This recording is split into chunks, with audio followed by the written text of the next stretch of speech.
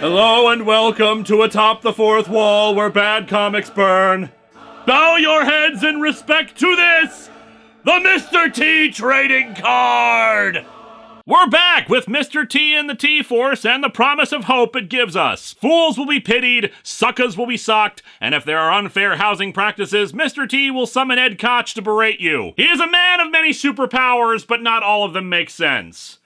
And that one is probably less of a superpower and more had his phone number. When last we left our wholesome, good-natured friend to all children, Mr. T, he dragged a child out of bed in the middle of the night in his underwear, stalked him everywhere he went, and then had him arrested because he was being forced at gunpoint to help rob rich people. Okay, not every story can be a happy one. Still, he meant well and still beat up the criminals who were responsible for this, and I'm calling that a win regardless. And you can't ruin my good mood when this comic promises a Mr. T trading card with it, and it actually has it. This one's the cover of issue 3. Not a terrible one, but I'd prefer issue number 2's cover if we had to do one of the covers for the card, since, you know, issue 2 may be the greatest comic book ever made. And hey, I don't think I've ever actually read the back of one of these things on the show before. Aside from some history on Mr. T, we have T's tips. Stop and think before taking action. There's always another option. You just gotta find it. Mr. T tries to solve the trolley problem. Also, another downside of this being issue 3's cover, the coloring on this is kind of on the dark side. Maybe not best for printing like this. But enough of that, let's get into why we're really here and dig into Mr. T and the T-Force number 9.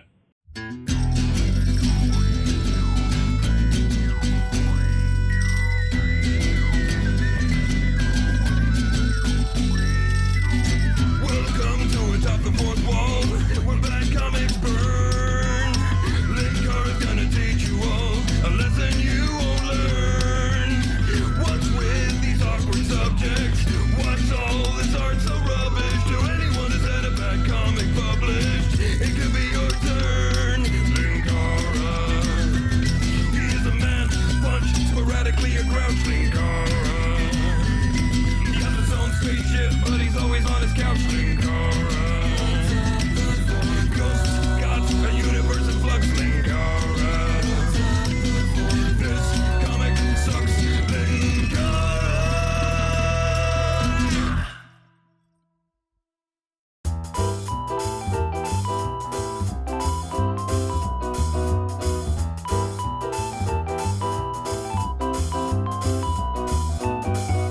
Cover's decent, not too exciting, but it's got that quasi-painted feel I'm always fond of. We have portraits of who I presume to be 3 significant characters in the book at the bottom. I like to imagine Mr. T's expression here as his reaction to the dude with the knife down there. It's so intense it's making lightning flash in the sky, and somewhere in that background, that one panel from The Dark Knight Returns is happening. We open on a block party in the actually rather wide streets. It's Neighborhood Pride Day in the projects. A day to forget the crime and the poverty and the drugs. Those are for a much weirder Pride Day. A day for everyone to feel good about what they have, no matter how little it may sometimes seem. I don't have indoor plumbing, but at least I've got Ebola. And most importantly, a day to feel good about each other, until you go on the internet and ruin that. However, criminals are also afoot in the Neighborhood Pride Day, as the narrator tells us about Eddie Blades, with quotation marks around the last name nickname, which I'm sure is meant to just show that it's a nickname,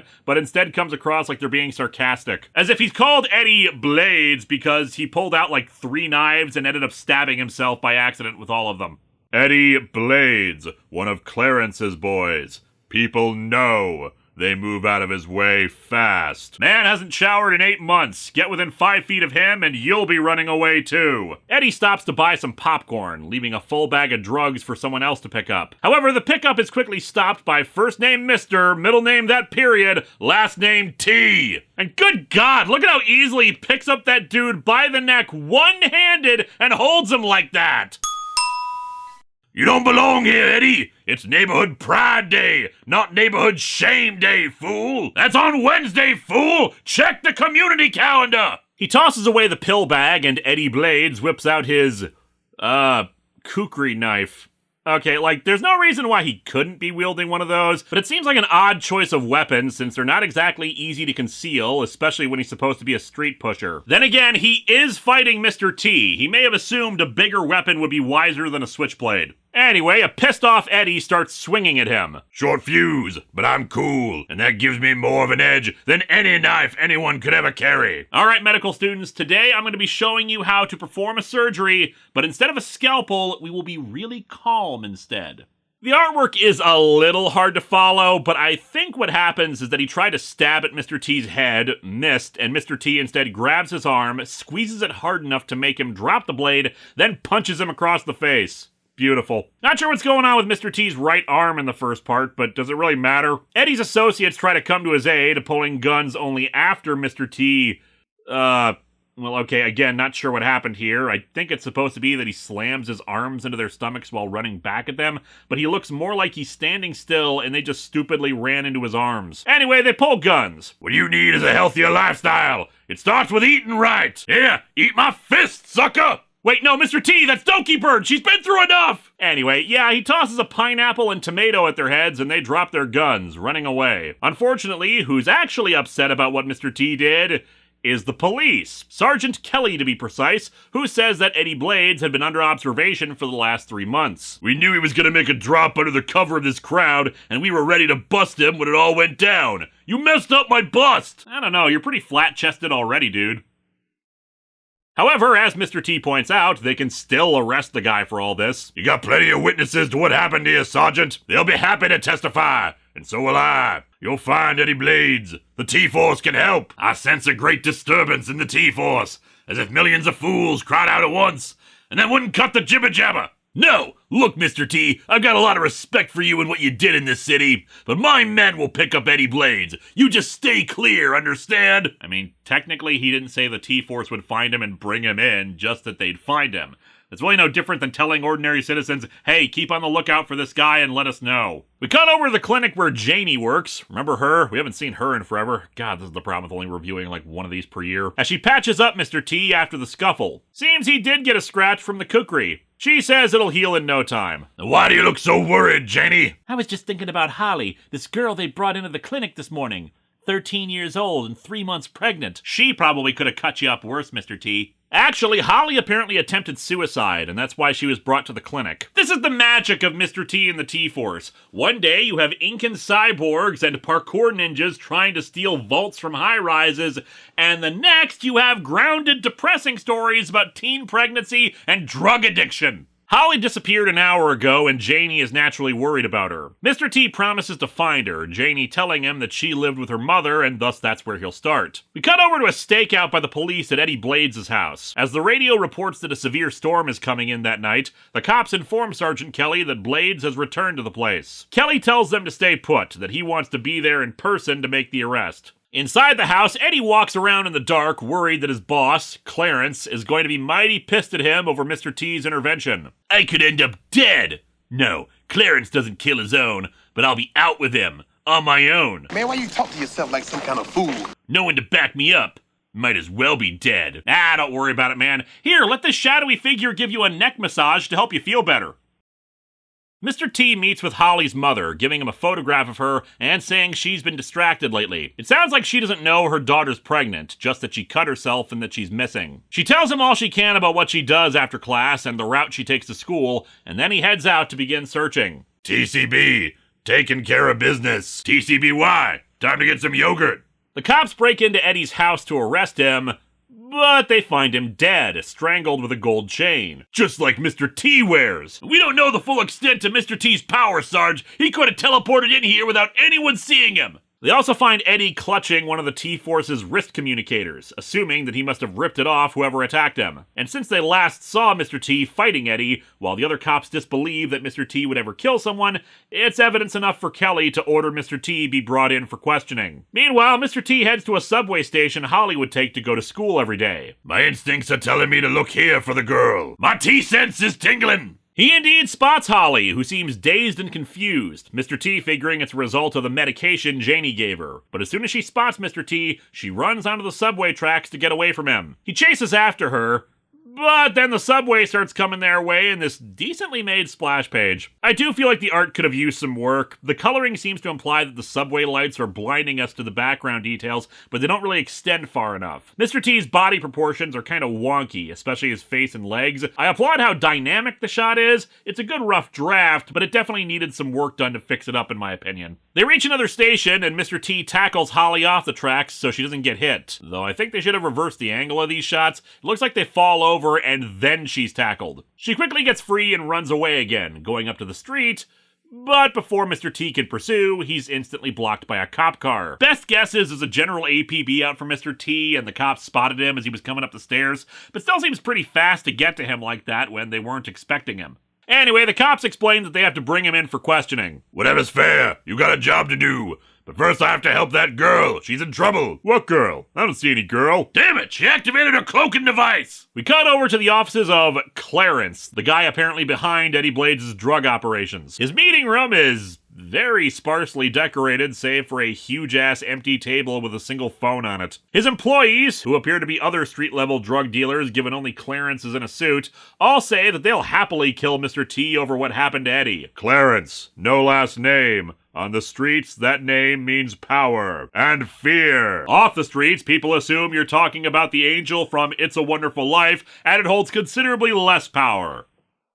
About the same level of fear, weirdly enough. Clarence doesn't believe Mr. T did this either, but the gang members are less convinced. There's too many maybes. I need answers. Get Mr. T. Tonight! Sir, tonight's a doctor's appointment to try to fix your weird lockjaw issue. Damn it! Fine! Bring her in tomorrow! Mr. T is brought into the police station, and the storm's starting to get bad, lightning even striking a tree outside the station. He's brought to Sergeant Kelly to talk. Killing's on my way, Sergeant Kelly. You know that. Are you charging me with something? Mr. T, at least 15 people are filing criminal complaints against you for cruel and unusual punishment because you keep singing at them. It's not my fault those suckers don't know how to treat their mothers right. Eddie Blades was found dead this afternoon, strangled with a gold chain, just like the ones you wear. You know, I hadn't thought of that before, that he could actually use his jewelry as a weapon. Just imagine that Mr. T is actually secretly carrying around a flail and nunchakus around his neck that he could assemble in a cool montage sequence. Mr. T is not the only one wearing gold in this hood. You can buy chains at any jewelry store. It's gonna be hilarious when it turns out the killer is a jewelry store owner who finally snapped. However, he points out the T-Force communicator. Even if Mr. T himself didn't kill Eddie, it's possible one of the T-Force did. ABC, always be cool, which leads to XYZ, examine your zipper.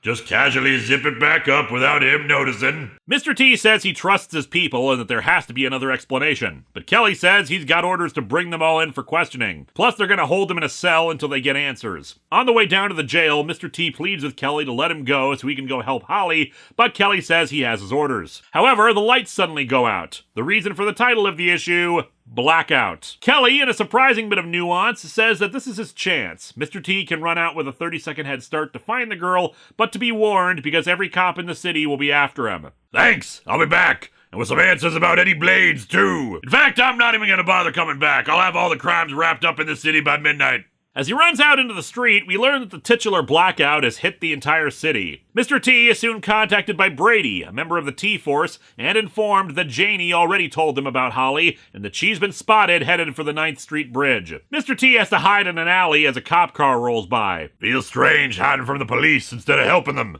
but I've got no choice. To be fair, Mr. T, even for fictional cops, in 9 issues, they haven't exactly wowed us with their own skills. You're basically the only real crime-fighting force in this city. Mr. T reaches Holly, who's overlooking a bridge and considering jumping off. He tries to approach her more slowly this time, but unfortunately, Clarence's goons have somehow found him. Okay, now I'm starting to think that Mr. T has some sort of tracking device on him that everyone uses to locate him, and loudly drive their cars up to him. Holly asks who Mr. T is, which feels like the most unrealistic part of this comic, to be honest, but the goons pull out guns and demand Mr. T come with them to see Clarence. Despite being given orders to take Mr. T in, the goons instead open fire on him when he refuses. Holly accidentally backs off of the bridge in fear from the gunshots. And so our comic ends with Mr. T leaping off the bridge to grab her, though holding onto the guardrail so he doesn't fall right with her. This comic is pretty good, but the art could use some work. It's not terrible art, the same team we had for the last couple issues, but the action sequences feel a lot more rushed than they should. Certainly dynamic, but the flow and sequential aspects feel off or unfinished in parts. Still, we've certainly seen a lot worse on the art department, but it definitely needed some more revisions done on it. Otherwise, the plot is pretty good. Putting Mr. T on the outs with the police and framing him for murder is something we haven't really seen before. I was also surprised to see Kelly being written with the nuance of, okay, I'm letting you go, considering how much he was portrayed as an asshole for the rest of the issue. I was thinking Mr. T was gonna have to punch him out to pursue Holly, but I figured that would go against the general ethos of the book, which sees cops and authority figures more positively and thus do no harm unless they're blatantly corrupt or something. This is the penultimate issue of Mr. T and the T-Force. Wikipedia says it has 14 issues, but I have no idea where they're getting that from. Everything else I've seen indicates only 10. And it's gonna be sad when we have to say goodbye to it. But hey, it's looking like we're gonna go out on a high note. And we're not even done with Mr. T for the year, but that's for later in the summer, assuming I don't have to cancel any episodes. Next time, however, we're back to Patreon-sponsored reviews with a weird one. The David Cronenberg movie, Existenz.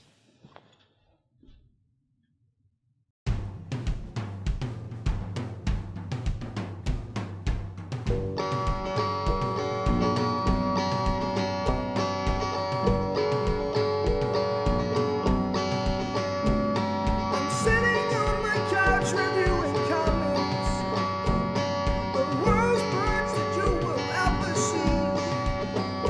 It's sad that comic books are for geeks, but they're not. They're for everybody.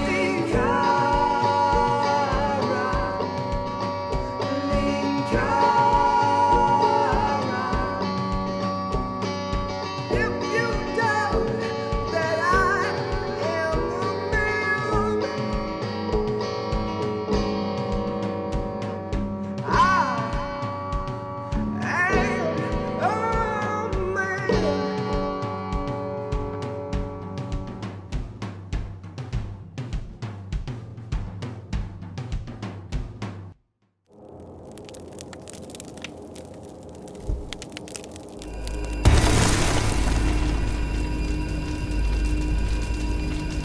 What you need is a healthier lifestyle. It starts with eating right. Saber and his gang is on a diet, a jailhouse diet that serves them right.